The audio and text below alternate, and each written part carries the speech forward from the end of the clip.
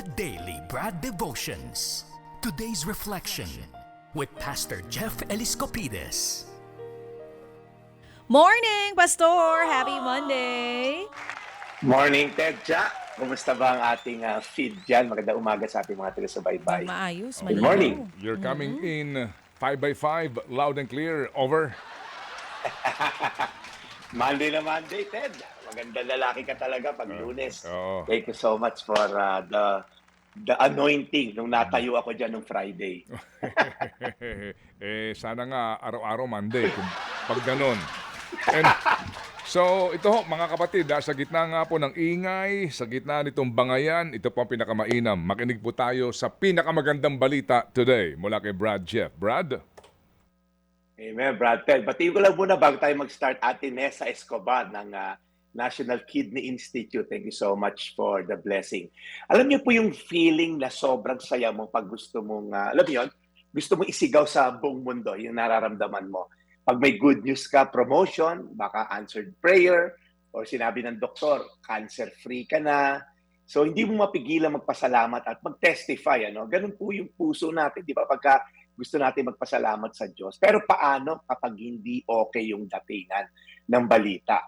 Paano pag may pinagdadaanan kang kasalukuyan ngayon, pinagdadaanan sa marriage mo, finances, parang walang sagot yung mga prayer mo, parang ang tagal, di ba? Madali kasing purihin ang Diyos pag okay ang lahat. Pero may sinulat po si David, ang ganda ng sinulat niya. Sabi po sa Salmo 86, versikulo 12, Panginoon kong Diyos, buong puso ko kayong pasasalamatan. Pupurihin ko ang inyong pangalan magpakailanman. Sinulat po ito ni David, ni King David, ng Psalm 86. Marami siyang pinagdadaanan, mga laban sa buhay, pagtataksil, pagtakas sa mga kaaway. Pero alam niyo po, ang galing nito si David. Sabi niya sa English, I will praise you, O Lord, with all my heart. Ibig sabihin, hindi half-hearted, hindi sabihin pag maganda lang, saka kita i-worship with all my heart.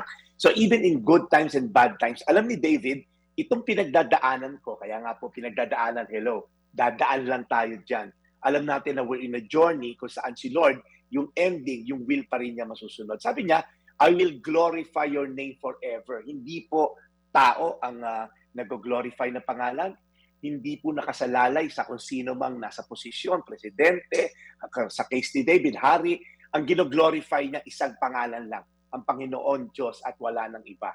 Dahil alam ni David na ang Diyos ang tapat na kaibigan niya, tapat na tatay niya sa langit, tapat na magbibigay sa kanya ng victory sa lahat ng kanyang pinagdadaanan. So madalas lang ang response natin sa buhay nakabase sa emosyon.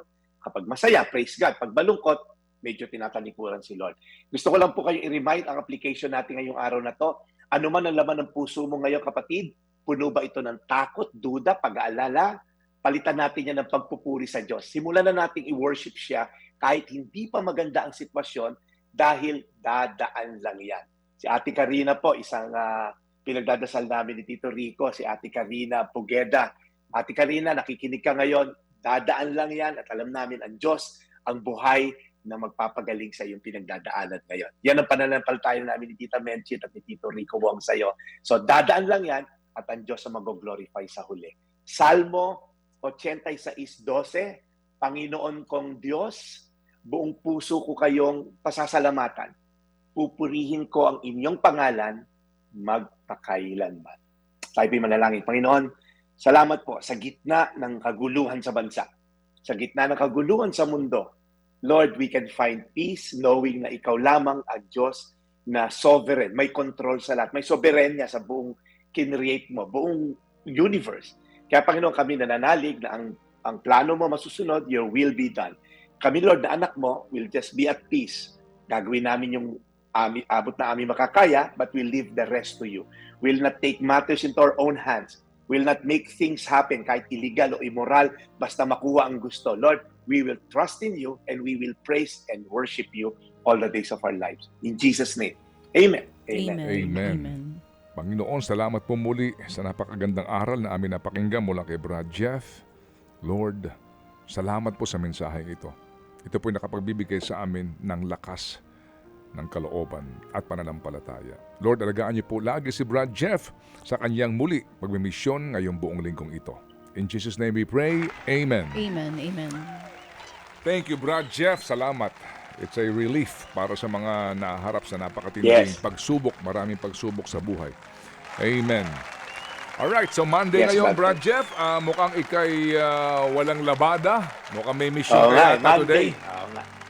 Wala tayong labada ngayon, Brad Ted. Meron lang tayong mission dito. At medyo busy tayo. Bukas na ako maglalaba. Kasi si Grace naka-ready na eh. Okay. Sige. So, we'll catch you tomorrow para sa ating Anong Say Mo, Brad. Bahagi pa rin po ng The Daily Brad. Brad Jeff? Maraming salamat, Brad Ted. Ito po yung Daily Brad, your daily dose of inspiration. God bless. God bless you more, Brad Jeff, serving the people. Brad Jeff Eliscopides.